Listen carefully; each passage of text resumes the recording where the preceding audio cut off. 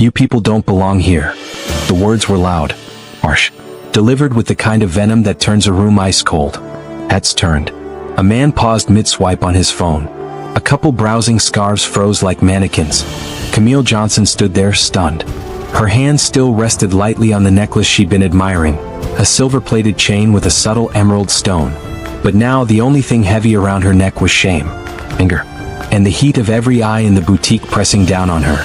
She blinked. "I'm sorry?" she asked, trying to keep her voice level. The woman who'd spoken, white, mid-40s, tight bun and tighter smile, didn't flinch. Her name tag read Susan, lead associate.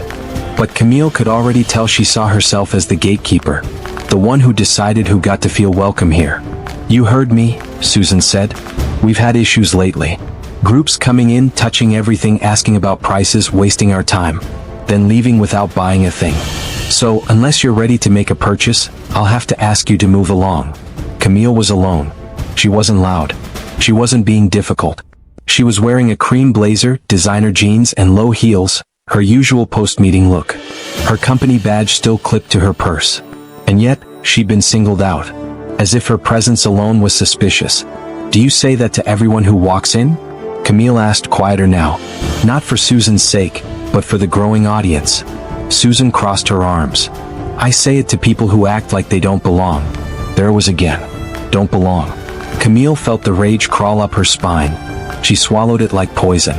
She had just wrapped a pitch meeting with a fintech startup downtown, her third in 2 days. She'd landed the client, closed the deal, crushed it. The boutique was just a stop on her walk back to the garage. She'd seen the necklace in the window for weeks and figured, why not today? But now the moment was ruined. By ignorance, by racism, by that look Susan was giving her, the look that said, "I've already decided who you are." "I've done nothing wrong," Camille said finally, "and I'm not leaving." Susan huffed and motioned toward a younger staffer behind the counter. "Jenna, call security." Camille's heart thumped once, hard. She looked over her shoulder. No one moved to intervene. Some watched with mild curiosity. Others looked away, pretending not to notice. The same old script, Camille thought bitterly. They see what's happening, but no one wants to be the one to step in. "I'd like to speak with the store manager," Camille said firmly. Susan gave a tight, mocking laugh. "That would be me." Of course it was. "Good," Camille said, reaching into her purse. "Then you'll be fine with me documenting this." She pulled out her phone and hit record. Susan rolled her eyes. "Go ahead. That won't change how we operate. Some stores have standards." Camille's voice, when she spoke again, was louder. "My name is Camille Johnson. I'm a senior marketing consultant in this city, and I've just been profiled in this boutique for being a black woman browsing merchandise. No raised voice, no disruption, just existing." Jenna, the young assistant, looked nervously from Susan to Camille. "Maybe we should." "No," Susan snapped. "This is exactly the problem. People like her make everything about race." The sentence landed like a slap, loud enough for the entire boutique to hear. Camille's hand tightened around her phone. She took a step forward, her voice trembling, not from fear but fury. "People like me?" she echoed. "Say that again. Say it on camera." Susan suddenly looked less confident. But before she could answer, the bell above the door jingled. 2 security guards walked in. One white, one black. The white one spoke first. "We received a call about a disturbance?" he asked. Susan stepped forward. "Yes, this woman," she gestured at Camille, "has been filming staff refusing to leave and creating a scene." Camille didn't move. She simply raised her phone and turned it toward the guards. "I walked in here like any other paying customer," she said. "I was browsing merchandise when I was told I didn't belong. And now I'm being accused of causing a scene because I wouldn't tolerate being disrespected." The black guard glanced at his colleague, then at Susan. He looked uncomfortable. "Ma'am," the white guard said carefully, "I'm going to ask you to lower your phone so we can talk." Camille hesitated. "Am I being detained?" "No," he replied quickly. "We just want to resolve this." "Then there's nothing to resolve," Camille said. "This woman just made a public accusation based on nothing but the color of my skin. And she wants me removed?" Susan looked annoyed. "She's creating an unsafe environment." "For whom?" Camille shot back. "For people like you who are uncomfortable being held accountable?" Another shopper, an older Asian woman, stepped forward. Quiet until now. "I saw everything," she said. That woman didn't do anything wrong. She was just shopping. And she didn't raise her voice until she was treated like a criminal. Susan turned sharply. Excuse me, this is none of your business. It is now, the woman replied. More eyes turned. Someone else, young mid-20s, had pulled out their phone too. A small crowd was forming. The energy in the room shifted. The white security guard looked uneasy. I think we should step outside, he said to Camille. No, she said simply. I'm not going anywhere. Jenna, the young employee, suddenly spoke up. Maybe we overreacted, she muttered. Maybe we should let her shop. Susan's face twisted with fury. You're siding with her? Camille looked Susan dead in the eye. That's where your real fear is, isn't it? She said. Not that I'm here to steal, but that I don't fit the box you built in your head. Susan opened her mouth, but whatever she was about to say was drowned out by a sound that changed everything. The chime. Camille's phone lit up. A live stream comment. Dozens, then hundreds. She hadn't realized she'd accidentally hit go live. And now it was spreading. Fast. The boutique's name, the location, the faces, the dialogue, was all there. And people were watching. The store's Instagram page began flooding with comments, screenshots, tags, hashtag shopping while black. Susan stepped back, visibly shaken. You need to delete that, she whispered.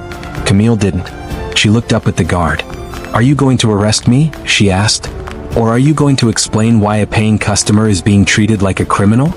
Before he could answer, the boutique door burst open again. This time it wasn't security. It was the local news team. Microphones in hand. Cameras rolling. The boutique door swung shut behind the reporter, sealing in a different kind of silence. Sharp, electric, heavy with anticipation. The camera light snapped on. The reporter, tall, brown-skinned, wearing a navy suit and a silver press badge, stepped into the center of the chaos like he owned the floor. I'm Jamal Ellis with City Point News, he said calmly, glancing from Camille to the security guards to Susan. We've received multiple live stream alerts about a potential racial profiling incident at this location. Can someone explain what's going on? Susan's face drained of color. This is a private store, she said quickly, her voice tight. You can't just barge in here with cameras. This is harassment. Jamal raised a brow. Interesting. Harassment. Much like what this woman alleges she experienced moments ago? He turned the microphone toward Camille. Camille was still holding her phone, the screen lighting up like wildfire with real-time reactions. Viewers were flooding the comments. We see you, Camille. Expose her. This happens every day. Keep filming. Camille took a breath. Centering. She was still trembling, but her voice came out clear. I walked into this boutique to buy a necklace. I never raised my voice. Never caused trouble. I was profiled the moment I stepped in. The store manager told me I didn't belong. That I looked like someone who couldn't afford to shop here. And then she called security on me. The camera caught the expression on Susan's face. Part rage, part fear. A flush had climbed up her neck, blotchy and red. That's not what happened, Susan barked. She was being disruptive. By existing? Camille shot back. Or by not accepting your insult and quietly leaving? Jamal kept rolling. Ma'am, he said, turning back to Susan, did you make assumptions about this woman's intent based solely on her appearance? Susan's mouth opened, but no words came out. We're done here, she muttered, turning toward the back room. But the damage was already done. Outside the glass doors, a small crowd had started to gather. People were watching from the sidewalk. A few were even filming through the window. The store had become a stage. And every second of silence from Susan was its own kind of confession. I think it would be wise for you to make a statement, Jamal called after her. Or this story might be written without your input. Susan stopped mid-stride. She turned, eyes blazing.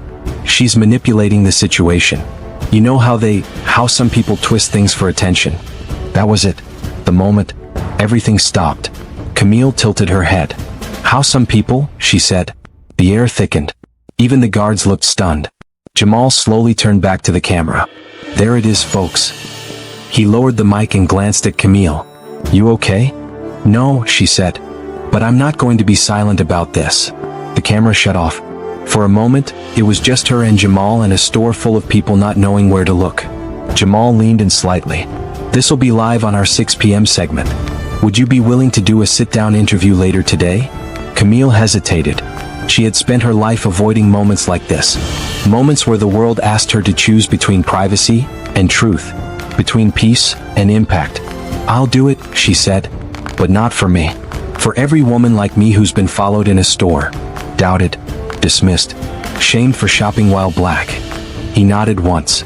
"We'll be in touch." As he left, the door closed behind him with a soft thud. The crowd outside was now spilling onto the sidewalk. Phones raised. People whispering. Hashtags trending. Inside, Camille felt the adrenaline leaving her body. Her knees were weak, her throat dry. Her hand trembled as she finally ended the live stream. But before she could collect herself, her phone buzzed again. Unknown caller. She let it ring. Then another notification popped up. Voicemail, 014 seconds. She tapped to listen.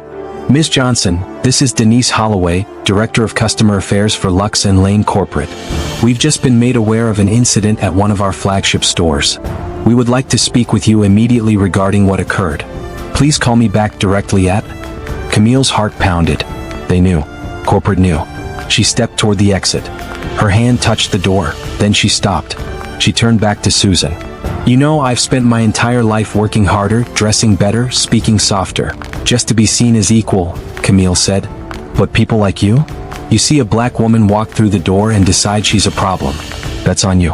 Not me." Susan said nothing. Camille walked out. The crowd outside parted, quieting as she passed through. She was halfway down the sidewalk when she noticed someone jogging to catch up. It was the younger employee, Jenna. "Miss Johnson?" Camille turned. "Yes. I wanted to say I'm sorry for what happened in there. I wanted to say something sooner, but..." Camille smiled sadly. "But you were scared." Jenna nodded. "It's okay," Camille said. "But silence always helps the loudest voice in the room." "I know," Jenna replied. "I want to help. I have something." She hesitated. Camille tilted her head. "Something?" "I have store camera footage," Jenna said. "An audio. From the moment you walked in. It'll prove what happened.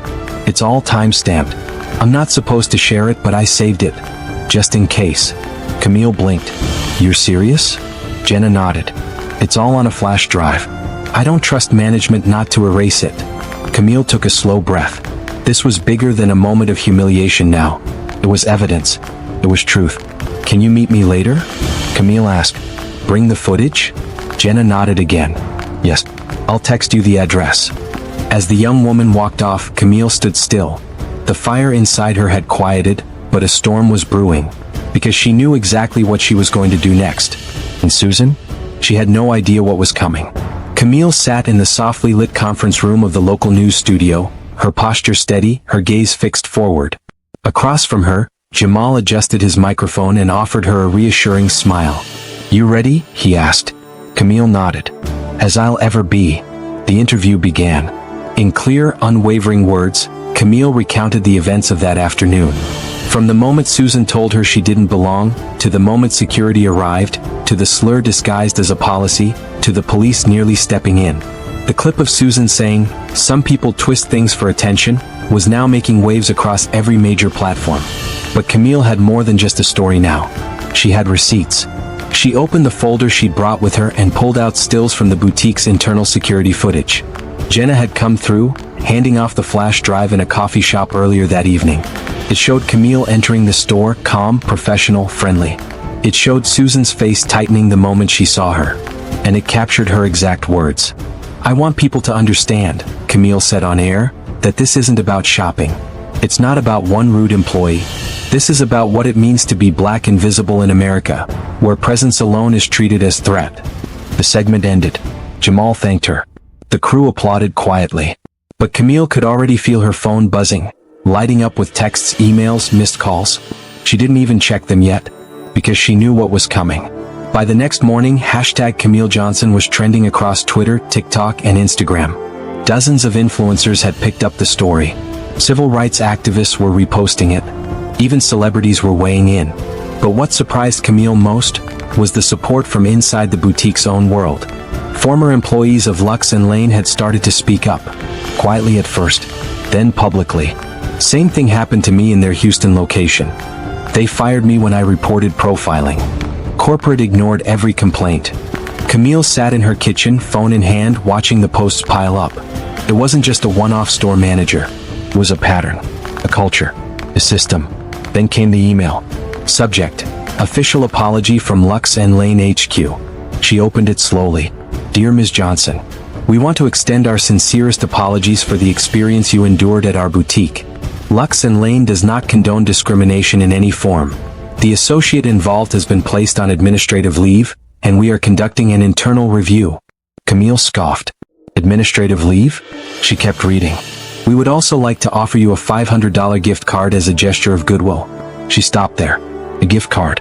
As if a coupon could erase trauma, could rewrite the humiliation, could silence the firestorm now circling around their brand. Camille didn't respond. Instead, she forwarded the email to Jamal. That evening, she returned to her office, a sleek workspace with exposed brick walls and a view of the skyline. Her assistant met her at the door. There's a line of reporters outside, she said, and your inbox is chaos. But this came for you. She handed Camille a sleek white envelope, no return address. Camille opened it. Inside was a single handwritten note. You're embarrassing our city. You people always play the victim. You're no hero. Just another angry black woman with a camera. No signature. Camille read it twice, then folded it slowly and placed it in her drawer. She wasn't afraid. Not anymore. The next day, Jenna went public. She posted a short video confirming everything Camille had claimed, and more. I watched Susan profile black customers all the time. I was told to keep an eye on certain people. We were trained to smile differently, follow quietly. It wasn't just her. It was store policy. The comments flooded in. Thousands. Then tens of thousands. Lux and Lane stock dropped 12% overnight. Then came the CEO's video statement. Stiff, corporate, desperate. We are appalled by what occurred. A third-party audit will now be conducted across all store locations. We thank Ms. Johnson for speaking out. But Camille didn't want gratitude. She wanted change. A week later, she stood on the steps of City Hall, addressing a press conference organized by a local civil rights group. She was no longer just a shopper. No longer just a victim. She was now a symbol. This isn't about getting someone fired, she said into the mic. This is about accountability. About asking why black presence is still treated like intrusion. About making sure the next black woman who walks into a luxury store is seen as a customer, not a threat. The crowd erupted in applause. Behind her, city officials nodded. Legislation was already in draft. A racial profiling accountability act that would require anti-bias training for all retailers with over 5 locations, plus public review boards for customer complaints. Camille looked over the crowd. Signs waving. Young people shouting her name. Reporters filming every moment. And in that moment, she remembered what her mother used to say. They'll try to make you feel small. So you better know how big your voice really is. Camille smiled. Susan, meanwhile, had been fired. Lux and Lane released a new statement. Part apology, part damage control. But it was too late. Screenshots live forever. That weekend, Camille finally returned to the boutique. Not to shop. Just to stand. She looked through the window at the now half-empty showroom. A new face was behind the counter. Young, nervous, polite. He smiled when he saw her. Not out of fear, but recognition. Camille smiled back, then turned and walked away. She didn't need a necklace anymore. She'd already reclaimed something far more valuable. Her dignity, her story, her power.